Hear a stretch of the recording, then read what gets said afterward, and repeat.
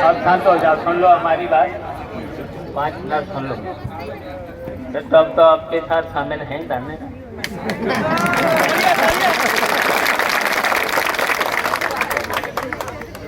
यहाँ उपस्थित सभी जितने लोग भी धरने पर बैठे हैं, जितने भी संविदा कर्मचारी हैं सभी, और सभी पूर्व सैनिक कल्याण निगम से सभी जितने भी यहाँ पर धरने में बैठे हैं, सभी संविदा सभी कर्मचारी, और यहाँ उपस्थित हमारे साथ जो सभी बैठे हैं, सुनील हमारे जिला अध्यक्ष, महेश भदौरिया, महावीर सिंह और प्रदेश अध्यक्ष जो अभी बने हैं, ब्लाक प्रमुख बसरेर, ब्लाक प्रमुख काखा के हैं चीनी, ध्रुव यादव, अजन गौर, बहुत से साथी हैं हमारे जिला पंचायत सदस्य, मैनपुरी के जो प्रदेश के नेता ब्राह्मण समाज बोध सिंह भी हैं, जिला अध्यक्ष हैं, आड़तिया के हैं, फरुखाबाद के भी हैं जो आगे हैं, और ये सभी आ गए। अब तो आपके साथ में सभी आ गए। देखिए, आपकी नौकरी 15-16 साल हो गई है यहाँ पर। वैसे तो रेगुलर करना चाहिए था, यहाँ के प्रशासनिक अधिकारियों को रेगुलर करना चाहिए था। और जब ये नेताजी ने नींव रखी थी और जब ये तय किया था कि जिसकी जमीन जाएगी उसके परिवार में कम से कम एक व्यक्ति को रेगुलर नौकरी, सरकारी नौकरी मिलने, यह आश्वासन दिया था। शायद फाइल पर भी चला होगा, फाइल पर भी चला है। तो लेकिन यहाँ के प्रशासनिक अधिकारियों ने जो नेताजी का सपना था, हम लोगों का सपना था, कहीं एक जिले के लिए नहीं, सफाई के लिए नहीं, इटावा, मैनपुरी, कन्नौज, औरैया, फिरोजाबाद, एटा, सभी मरीज आते थे।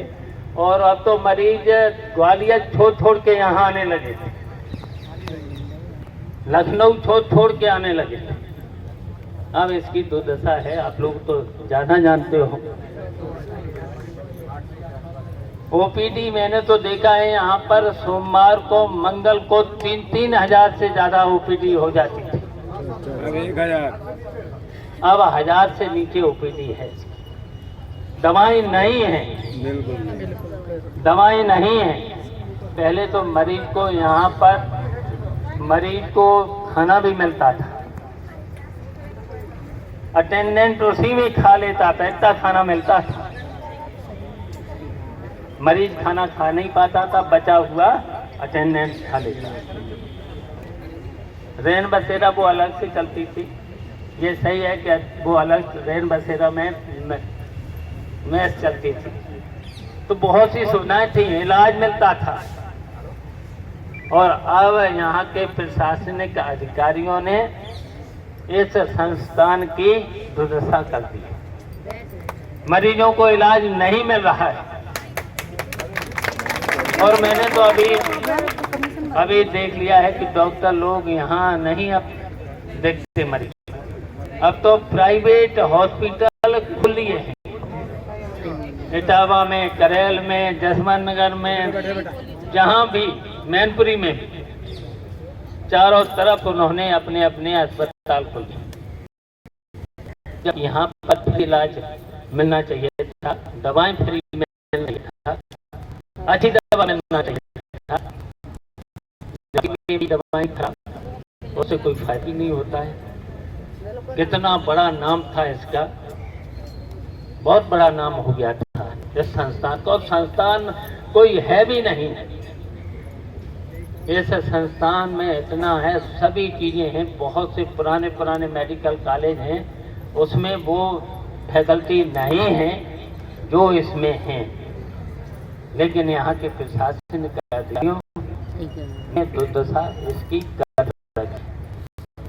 मैं तो बात कर चुका हूँ, पहले को पता है कि जब कोरोना चरम पर था, बताइए तब यहाँ के प्लांट खराब थे, ऑक्सीजन प्लांट खराब थे, तब मेरे ही कहने पर आए थे मुख्यमंत्री, मेरे ही कहने पर आए थे, तब ऑक्सीजन प्लांट सही भी हुए थे। अभी हमने 2 दिन पहले बात करी है, हमने मंत्री से भी बात करी है, चिकित्सा शिक्षा मंत्री से भी बात करी है, प्रमुख सचिव से भी हमारी बात हुई थी। हमने कुछ बातें बताई हैं, कुछ बातें रह गई थी तो आज मिल गई, आज हमें मिल गई हैं। अब तो राउंड लेना पड़ा करेगा, ऐसा हॉस्पिटल में अब हर हफ्ते 15 दिन में राउंड लेना पड़ेगा, और इसलिए लेना पड़ेगा, नेताजी का जो सपना था पूरा करना, हम नहीं टूटने देंगे, ऐसे बर्बाद नहीं होने देंगे।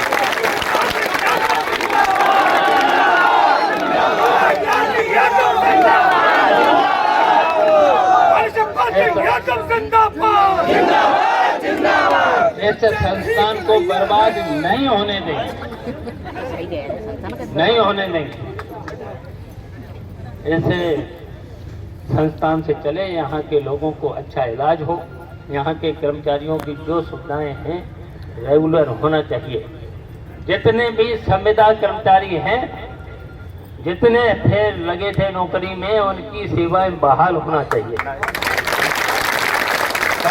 सैनिक कल्याण निगम के जितने भी ये सैनिक जवान जो हैं सब बहाल होना चाहिए, और जिनकी खेती गई है, जितने लगे हैं और नहीं अगर खेती गई है तो और जगह हैं उनको भी लगना चाहिए। आपने देखा होगा अभी जितनी भी यहाँ पर टेस्ट हुए हैं, बताइए तमाम कोई जगह नहीं थी टेस्ट लेने, कहाँ कहाँ भेज दिया, आगरा, कानपुर, लखनऊ, बताओ इटावा में नहीं थे। इटावा कितने कहीं कॉलेज है, बताओ पूरे यूपी में इटावा कितने कॉलेज कहीं नहीं है। यहाँ डिग्री कॉलेज इतने हैं, इंटर कॉलेज इतने हैं, बढ़िया बढ़िया बिल्डिंग है, ऐसी बिल्डिंग कहीं नहीं है, लेकिन सेंटर कहाँ, बताइए। जबकि इटावा में कहीं नकल भी बहुत कम में होती है, बहुत से ऐसे कॉलेज हैं आज तक नकल नहीं होती, और अब तो कैमरे लगे हैं। और फिर प्रशासनिक अधिकारी क्या करते हैं, एसडीएम क्या करते हैं, एसडीएम हर जगह एसडीएम है, तहसीलदार हैं, अगर बेईमान हैं तो उनको सजा क्यों नहीं दी जाती। अगर एसडीएम बेईमान है, अगर भरोसे लायक नहीं है शासन के, सरकार के, तो ऐसे लोगों को बर्फिर क्यों नौकरी दी। हम तो जिलाधिकारी से भी कल सवेरे बात करेंगे 10 बजे, कल हम जिलाधिकारी से भी बात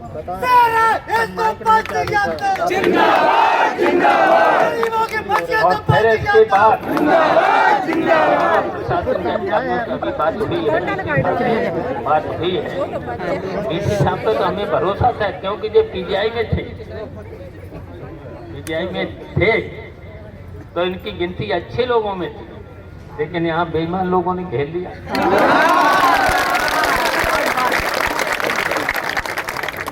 बेईमान लोगों ने घेर लिया, तो हमने तो आपके सामने सचेत तो कर दिया है, आपके सामने सचेत कर दिया, उन्होंने भी स्वीकार कर दिया, मान लिया। हमसे जो टकराएगा दूर दूर हो जाएगा, हमसे जो टकराएगा दूर दूर हो जाएगा। जिंदाबाद जिंदाबाद मान लिया है। और आपका हम कहेंगे कि वेतन जो मिल रहा था उससे कम नहीं होना चाहिए, बढ़ाते हो और वेतन कम नहीं होना चाहिए। कितनी महंगाई बढ़ी है बताओ। और बताइए कितनी महंगाई बढ़ी है, कितनी बेरोजगारी है, और बेरोजगारी के साथ साथ बिजली की भी समस्या है। बिजली के बिल कितने आ रहे हैं बताओ, बिना बिजली के तो काम चल नहीं सकता है। बताओ तुम्हारा कूलर बंद हो गया, पसीना आ गया, वही तो होता है। बताइए कितनी परेशानी है। आप बताइए बिना बिजली के रह सकते हो?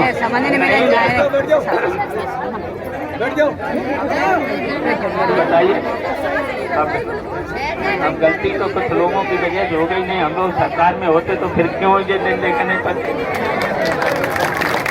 बताओ सरकार में है, अगर सरकार होती तो हम लोगों को क्यों ये दिन देखना पड़ता है? कि नहीं कारणों की वजह से तो हो गया, कोई न कोई तो कारण तो अब सबको पता ही होगा ही। क्यों सरकार नहीं बनी?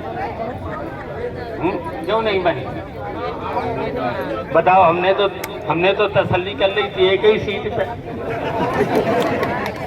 अब तो नहीं बना पाए तो मैं क्या करूं?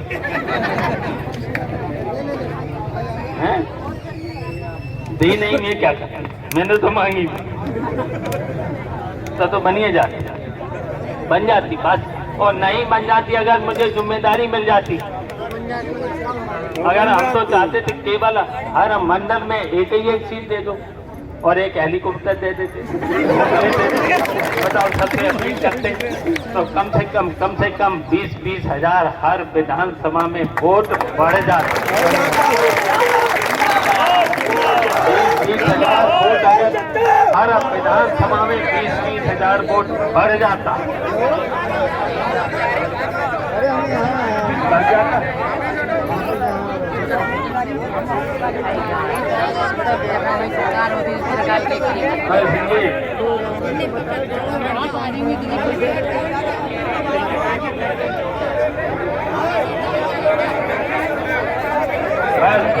बस ये बातें अब बस समझते रहना ये बातें अब समझने वाली बातें हैं। आज क्या हालत है महंगाई की वजह से, बेरोजगारी की वजह से, बिजली की समस्या की वजह से क्या दिक्कतें हैं। ये थोड़े बेईमान लोग तो अपने सवेरे से शाम तक केवल पैसा और लूट लिया पूरा उत्तर प्रदेश में बेईमानों ने, अधिकारियों ने, कर्मचारियों ने लूट लिया,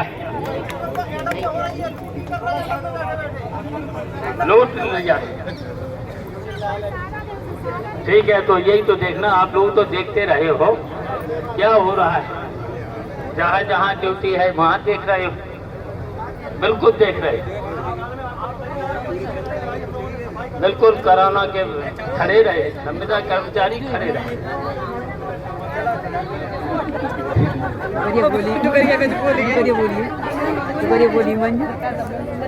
ठीक है,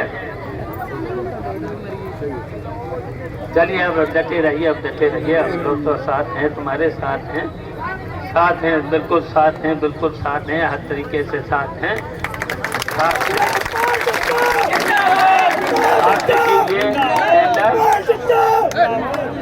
ये टेंडर कैंसिल होंगे, नहीं तो फिर ऐसे ही बैठे रहना,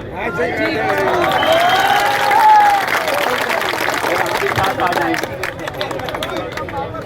और जब तक ये टेंडर कैंसिल नहीं होंगे और जितने ये लोग हैं जो ये तुम्हारा सैनिक कल्याण निगम है, जो संविदा है, जो लगे हैं, उन्हें सबको यहीं पर नौकरी पर रखा जाए और कोई पुराना वेतन मिले, जो मिल रहा था वो मिले, और महंगाई भत्ते और बढ़े।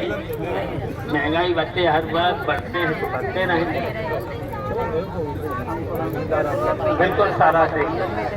अब सावधान हो जाना फिर साहब जी हैं, अब डटे रहना साहब जी। अब हम देखिए, हम कल चले जाएंगे लखनऊ, यहाँ तो बात करी थी और कर लेंगे, कल तक और कर लेंगे, जितनी भी बात करनी कर लेंगे। और वैसे तो हमने अभी 2 दिन पहले बात करी थी, हमने बात करी थी इस संस्थान के बारे में और आप लोगों के बारे में बात